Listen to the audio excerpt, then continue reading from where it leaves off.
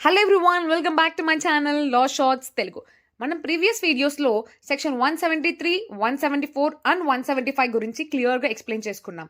అందులో ఎఫ్ఐఆర్ గురించి, అలాగే కాగ్నిజబుల్, నాన్ కాగ్నిజబుల్ అఫెన్సెస్ని పోలీస్కి ఎలా రిపోర్ట్ చేయాలి అన్న దాని గురించి, నాన్ కాగ్నిజబుల్ కేసెస్లో పోలీస్ ఎలా ఇన్వెస్టిగేషన్ చేస్తారు అన్న దాని గురించి, కాగ్నిజబుల్ కేసెస్లో పోలీస్ ఎలాంటి ఇన్వెస్టిగేషన్ చేయడానికి వాళ్ళకి పవర్స్ ఉంటాయి అన్న దాని గురించి మాట్లాడుకున్నాం. ఇదంతా ఓకే, కానీ ఏ ప్రొసీజర్ ఫాలో అవుతారు in case of cognisable offences related ఇన్వెస్టిగేషన్లో అన్నది ఈ సెక్షన్లో మాట్లాడుకుందాం. ఈ సెక్షన్ 176 BNSS. ఈ సెక్షన్లో కంప్లీట్గా 3 సబ్ సెక్షన్స్ అలాగే 3 ప్రొవిజన్స్ ఉన్నాయి. 176 కంప్లీట్ సెక్షన్ బేరాక్ లాంగ్వేజ్ చదివే ముందు ఒక్కసారి సమ్మరైజ్డ్ ఎక్స్ప్లెనేషన్ ఇస్తాను.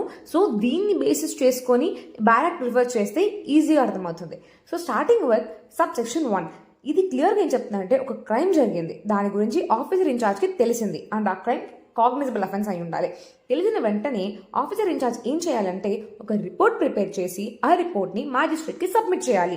తర్వాత ఆఫీసర్ ఇన్ఛార్జ్ అతనంతడు తను కానీ లేదంటే తన సబార్డినేట్ కానీ ఎక్కడైతే క్రైమ్ జరిగిందో ఆ స్పాట్కి పంపించి అక్కడ ఉన్న ఫ్యాక్ట్స్ అండ్ సర్కమ్స్టాన్సెస్ తెలుసుకోవడానికి ఇన్వెస్టిగేషన్ చేయించి అవసరమైతే అరెస్ట్ చేసేయచ్చు అనమాట. అది సబ్సెక్షన్ 1 చెప్తోంది. దీని తర్వాత ఒక 2 ఇంపార్టెంట్ ప్రొవిజన్స్ ఉన్నాయి. ప్రొవిజన్లోని ఫస్ట్ క్లాజ్ ఏంటంటే, కంప్లైంట్ ఇచ్చే పర్సన్ అక్యూజ్డ్ నేమ్తో సహా చెప్పి ఆ కంప్లైంట్ ఆఫీసర్కి అంత సీరియస్గా అనిపించకపోతే స్పాట్కి వెళ్ళి ఇన్వెస్టిగేట్ చేసే రూల్ ఉంది కదా సబ్సెక్షన్ 1లో చెప్పినట్టుగా, ఆ స్పాట్కి వెళ్ళి ఇన్వెస్టిగేట్ చేయడానికి డినే చేయొచ్చు అనమాట. ఇది ఫస్ట్ క్లాజ్. సెకండ్ క్లాజ్ ఏంటంటే, అసలు ఇన్వెస్టిగేట్ చేయడానికి ఆఫెన్స్కి అంత మంచి గ్రౌండే లేదు అని పోలీస్ కనిపించినా కూడా హీ కెన్ డినై. ఈ ప్రొవిజన్లో ఉన్న 2 క్లాజెస్. సో నెక్స్ట్ వచ్చేసి ఇంకో ప్రొవిజన్ ఉంది. అది రేప్కి సంబంధించిన అఫెన్స్ అయితే పోలీస్ ఇన్వెస్టిగేషన్ని ఎలా ప్రొసీడ్ అవ్వాలి అని. ఒక రేప్ అఫెన్స్ గురించి కంప్లైంట్ ఇవ్వాలి అని ఒక ఉమెన్ వస్తే ఆ కంప్లైంట్ తీసుకునే ప్లేస్ ఎక్కడ ఉండాలి అంటే, ఉమెన్ ఇంట్లో, అంటే ఎవరైతే లేడీ కంప్లైంట్ ఇస్తుందో ఆ లేడీస్ హౌస్లో కానీ, లేదా ఒకవేళ తన ఇంట్లో కంఫర్టబుల్గా ఫీల్ అవ్వట్లేదు అంటే తను ఎక్కడ కంఫర్టబుల్గా ఫీల్ అవుతుందో ఆ ప్లేస్కి వెళ్ళి కంప్లైంట్ తీసుకోవాలి. కంప్లైంట్ కుదిరినంత వరకు ఒక ఉమెన్ పోలీస్ ఆఫీసర్ మాత్రమే తీసుకోవాలి. కంప్లైంట్ తీసుకునేటప్పుడు ఆ లేడీ యొక్క పేరెంట్స్, మదర్ లేదా ఫాదర్ లేదా నియరెస్ట్ రిలేటివ్, వీళ్ళెవరు కాదంటే లోకల్లో ఉండే ఒక సోషల్ సర్వీస్ చేసే పర్సన్ ఖచ్చితంగా ప్రెజెంట్ అయి ఉండాలి. అండ్ ఈ కంప్లైంట్ రాసుకునే ప్రొసీజర్ మొత్తం వీడియోగ్రాఫ్ తీసుకొని రికార్డ్ చేసి పెట్టాలి. ఇప్పుడు సెకండ్ సబ్సెక్షన్ ఏం చెప్తుందంటే, మీకు ఇందాక ప్రొవిజన్లో చెప్పాను కదా, పోలీస్ ఆఫీసర్ నార్మల్గా రిపోర్ట్ చేసి మ్యాజిస్ట్రేట్కి వెళ్ళి ఇన్వెస్టిగేట్ చేసే ప్రాసెస్ అంతా కూడా he can deny in 2 situations అని. ఆ 2 సిచ్యువేషన్స్లో ఒకవేళ డినై చేసేస్తే, పోలీస్ ఇన్వెస్టిగేషన్ చేయను అని చెప్పి డినై చేస్తే తనకి ఒక ఆబ్లిగేషన్ ఉంటుంది. అదేంటంటే, ఎందుకు డినై చేస్తున్నాడు, తనకి ఎందుకు అది అంత సీరియస్ అఫెన్స్గా అనిపించట్లేదు అని తన రీజన్స్ అన్ని ఒక రిపోర్ట్లో ప్రిపేర్ చేసి డైరీ రిపోర్ట్ అని 14 డేస్కి ఒకసారి మ్యాజిస్ట్రేట్కి ఫార్వర్డ్ చేయాలి. In addition to that, second class కింద కనుక డినై చేసి ఉంటే, అంటే ఎక్కడైతే ప్రాపర్ గ్రౌండే లేదు, ఇన్వెస్టిగేట్ చేయాల్సినంత అవసరమే లేదు అఫెన్స్కి అని చెప్పి డినై చేసి ఉంటాడో, ఆ రీజన్తో డినై చేస్తే ఎవరైతే కంప్లైంట్ ఇచ్చారో ఆ పర్సన్కి కూడా నేను ఇలా డినై చేశాను సో రీజన్స్ వల్ల అని ఒక ఫార్మాట్లో తనకి ఇన్ఫార్మ్ చేయాలి. ఆ ఫార్మాట్ ఏంటి అనేది గవర్నమెంట్ ప్రిస్క్రైబ్ చేస్తుంది. ఇదే second subsection. Next third subsection. ఈ థర్డ్ సబ్సెక్షన్ ఒక ఇంట్రెస్టింగ్ ఫ్యాక్ట్ ఏంటంటే, అది ఇంకా అమల్లోకి రాలేదన్నమాట.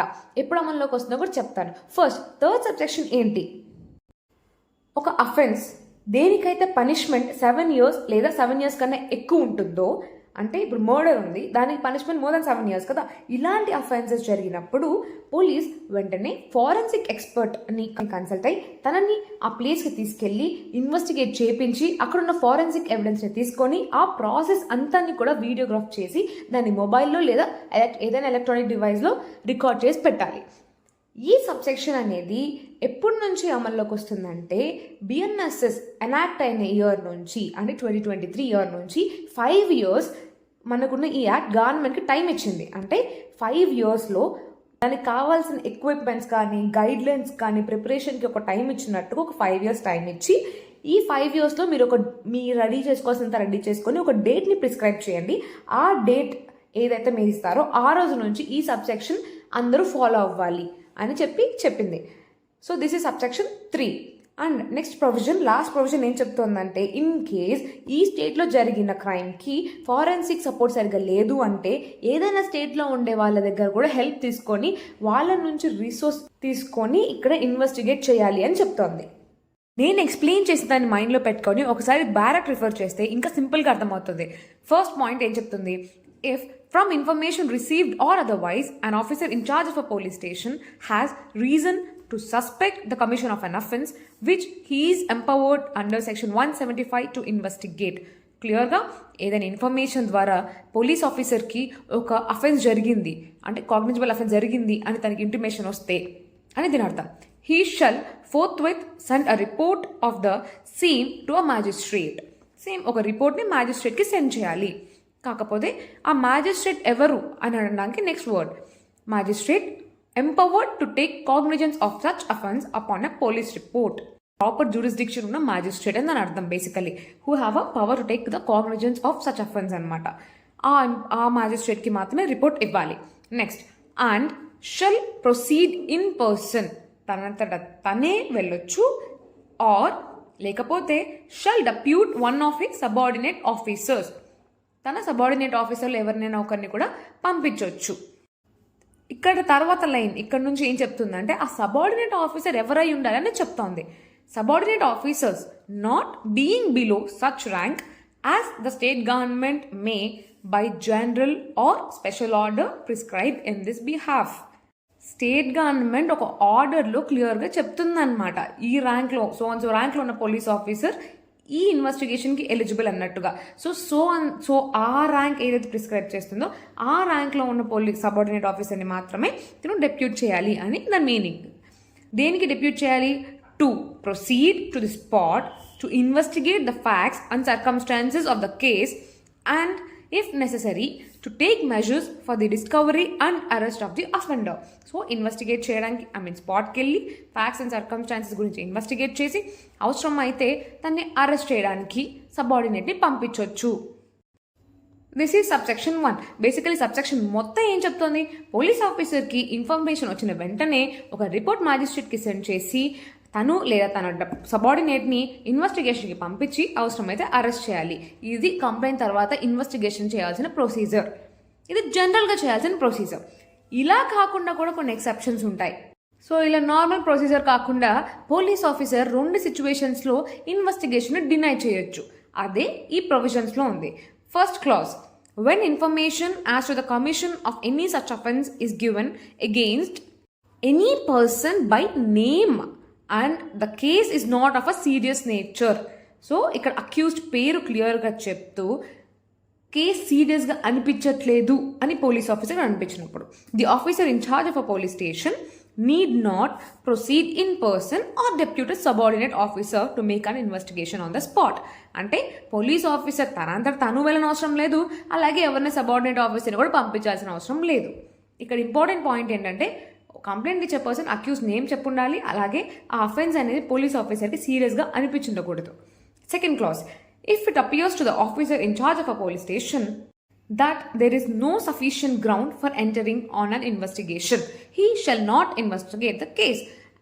ముందు చెప్పినట్టుగానే అసలు ప్రాపర్ గ్రౌండే లేదు, ఇన్వెస్టిగేట్ చేయాల్సినంత రీజన్ కరెక్ట్గా నాకేం కనిపించట్లేదు అని పోలీస్ ఆఫీసర్ కనిపిస్తే he shall not investigate the case అనమాట. టు క్లాజ్ ఏదైతే ఉందో ఇది ఒకవేళ పోలీస్ ఆఫీసర్ ఇంప్లై చేస్తే తను ఫాలో అవ్వాల్సిన ప్రొసీజర్ ఏంటి, తనకున్న కండిషన్స్ ఏంటి అనేది సబ్సెక్షన్ 2.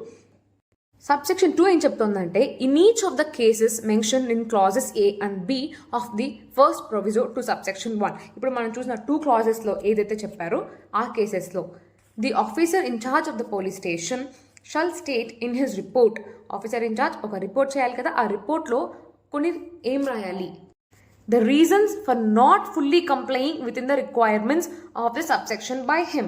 ఎందుకు సబ్సెక్షన్ 1లో చెప్పారు కదా రిపోర్ట్ చేసి వెళ్ళి మళ్ళీ ఇన్వెస్టిగేట్ చేసి దాంట్లో ఉన్న అరెస్ట్ చేయాల్సిన ప్రొసీజర్ ఇది ఉంది కదా, ఇదంతా ఫాలో అవ్వకుండా ఎందుకు డినై చేశారు, మీకు ఎందుకు అది అంత సీరియస్గా అనిపించలేదు అని రీజన్స్ క్లియర్గా రాసి and forward the daily report fortnightly to the magistrate. 14 డేస్కి ఒక్కసారి ఆ డైలీ రిపోర్ట్ని మ్యాజిస్ట్రేట్కి సబ్మిట్ చేయాలి. And in the case mentioned in clause B of the said proviso, class below చెప్పిన రీజన్ అదే, అసలు ఇన్వెస్టిగేట్ చేయడానికి ఒక గ్రౌండ్ నాకు కనిపించట్లేదు అని రిజెక్ట్ చేసి ఉండుంటే officer shall also forthwith notify to the informant if any, అంటే ఇన్ఫార్మెంట్ ఎవరైతే కంప్లైంట్ ఇస్తున్నారో వాళ్ళకు కూడా స్పెసిఫిక్గా ఇన్ఫార్మ్ చేయాలి. ఎలా ఇన్ఫార్మ్ చేయాలి? In such manner as may be prescribed by rules made by the state government. State government కొన్ని రూల్స్ చెప్పుండి ఉంటుంది ఈ ఫార్మాట్ అని చెప్పి, వాళ్ళు ఏ ఫార్మాట్ అయితే చెప్పారో ఆ ఫార్మాట్లోనే ఇన్ఫార్మెంట్కి ఎందుకు నేను సోన్స్ రీజన్స్ వల్ల మీ కేసుని ఇన్వెస్టిగేట్ చేయాలనుకోవట్లేదు అని ఇన్ఫార్మ్ చేయాలన్నమాట. Next subsection 3. On receipt of every information relating to the commission of an offence which is made punishable for 7 years or more. తనకు వచ్చిన అఫెన్స్ ఇన్ఫర్మేషన్ ఉంటుంది కదా, ఆ అఫెన్స్ అనేది ఒకవేళ 7 years లేదా దానికన్నా ఎక్కువ పనిష్మెంట్ ఉండే క్రైమ్ అయి ఉండుంటే the officer in charge of a police station shall from date as may be notified with in a period of 5 years by the state government in this regard. ఇందాక నేను చెప్పినట్టు BNS act 5 years time గవర్నమెంట్కి ఇచ్చింది. ఆ 5 yearsలో కావాల్సిన procedure అంటే ఆ machinery కానీ ఇంకా గైడ్లైన్స్ కానీ అన్ని రెడీ చేసుకొని ఒక డేట్ని ప్రిస్క్రైబ్ చేసింది స్టేట్ గవర్నమెంట్. తను డేట్ చెప్తుంది కదా, ఆ రోజు నుంచి మనం ఫాలో అవ్వాలి కదా, ఆ డేట్ వరకు అని దీని అర్థం. ఆ డేట్ నుంచి ఏం చేయాలి? Cause the forensic expert to visit the crime scene. Forensic ఎక్స్పర్ట్ని క్రైమ్ సీన్ చూసేలా చేయాలి. ఎందుకు? To collect forensic evidence collect చేసుకోవడానికి, and also cause videography of the process. ఆ జరిగిన ప్రాసెస్ అంతా కూడా తను కలెక్ట్ చేసుకోవడం మొత్తం కూడా వీడియోగ్రాఫ్ తీసుకొని on the mobile phone or on any other electronic device, మొబైల్లో పెట్టుకోవచ్చు లేదా వేరే ఎలక్ట్రానిక్ డివైస్లో కూడా రికార్డ్ చేసుకోవచ్చు. నెక్స్ట్ ప్రొవిజన్ ఏంటంటే provided that where forensic facility is not available in respect of any such offence. ఒకవేళ ఫారెన్సిక్ ఫెసిలిటీ అనేది ఇక్కడ ఈ ఊరిలో జరిగింది క్రైమ్, కానీ ఇక్కడ నాకు ఫారెన్సిక్ ఎవిడెన్స్ తీసుకునేంత ఫెసిలిటీ లేదు, అప్పుడు ఏం చేయాలి? The state government until the facility in respect of that matter is developed. దానికి కావాల్సినంత ఫెసిలిటీ తనంతట తను అంటే మన ఈ ఊరికి డెవలప్ చేసేంత వరకు notify the utilisation of such facility of any other state. ఏ స్టేట్ నుంచి యూజ్ చేసుకోవాలి, వేరే వాళ్ళు ఏ స్టేట్ నుంచి బారో చేసుకోవాలి, దానికి ఎలా వాడుకోవాలి అన్నది కూడా స్టేట్ గవర్నమెంటే మనకి రూల్స్ని ప్రిస్క్రైబ్ చేయాలి. ఇప్పుడు coming back to the left over provision, provided further that in relation to an offence of రేప్కి సంబంధించిన అఫెన్స్ అయితే the recording of statement of the victim shall be conducted at the residence of the victim or in the place of her choice. So ఎక్కడ record చేయాలి అంటే victim ఉంటారు కదా, victim వాళ్ళ ఇంట్లో లేదా తనకు అక్కడ కంఫర్టబుల్గా లేదు అంటే ఎక్కడ కంఫర్టబుల్గా ఉంటుంది అన్న ప్లేస్లో అక్కడికి వెళ్ళి అక్కడే రికార్డ్ చేయాలి. ఎవరు రికార్డ్ చేయాలి? As far as practicable by a women police officer. కుదిరినంత వరకు ఉమెన్ పోలీస్ ఆఫీసరే దాన్ని రికార్డ్ చేసేలా చూసుకోవాలి. In the presence of her parents or guardian or near relatives or social worker of the locality. So women police officer victim దగ్గర నుంచి record చేసుకునేటప్పుడు parents అలాగే గార్డియన్ లేదా రిలేటివ్స్ లేదా social worker of the locality ఖచ్చితంగా record చేసుకునే టైంలో ఉండాలి. And such statement may also be recorded through any audio video electronic means including mobile phone. ఆ ప్రాసెస్ అంతా రికార్డ్ చేసే ప్రాసెస్ అంతా ఆడియో అలాగే వీడియో రెండు రికార్డ్ చేసుకోవాలి. అది మొబైల్ ఫోన్ ద్వారా అయినా సరే రికార్డ్ చేసుకోవచ్చు. సో క్లియర్గా ఈ 176 సెక్షన్ ఏం చెప్తుందంటే అసలు కంప్లైంట్ ఇచ్చిన తర్వాత ఇన్వెస్టిగేషన్ పోలీస్ స్టార్ట్ చేస్తారు ఓకే, కానీ ఎలా స్టార్ట్ చేస్తారు, వాళ్ళకున్న మినిమం రూల్స్ ఏంటి అనేది చెప్తోంది. సిఆర్పిసికి బిఎన్ఎస్ఎస్కి ఈ సెక్షన్లో కొన్ని చేంజెస్ వచ్చాయి. అది ఫస్ట్ సెక్షన్లో ఈ ఆడియో వీడియో ఎలక్ట్రానిక్ మీన్స్ ద్వారా రికార్డ్ చేసుకోవచ్చు అన్న ఆప్షన్ సిఆర్పిసిలో లేదు, అంటే ఎక్స్ప్రెస్గా లేదు. సెకండ్ చేంజ్ వచ్చేసి డైలీ రిపోర్ట్ ఫోర్ట్నైట్లీ ఫార్వర్డ్ చేయాలి మ్యాజిస్ట్రేట్ అని ఉంది కదా, అది కూడా బిఎన్ఎస్ఎస్లో యాడ్ చేసిన సెక్షన్ అనమాట. నెక్స్ట్ ఫారెన్సిక్ ఎవిడెన్స్ గురించి కూడా కంప్లీట్గా ఈ బిఎన్ఎస్ఎస్లోనే వచ్చిన అడిషన్ అది. That is it with section 176. And next వీడియోతో మళ్ళీ కలుద్దాం. ఇంకేదైనా స్పెసిఫిక్ టాపిక్ మీద మీకు వీడియో కావాలి అంటే కామెంట్ చేయండి. And do not forget to like, share and subscribe to my channel. Thanks for watching.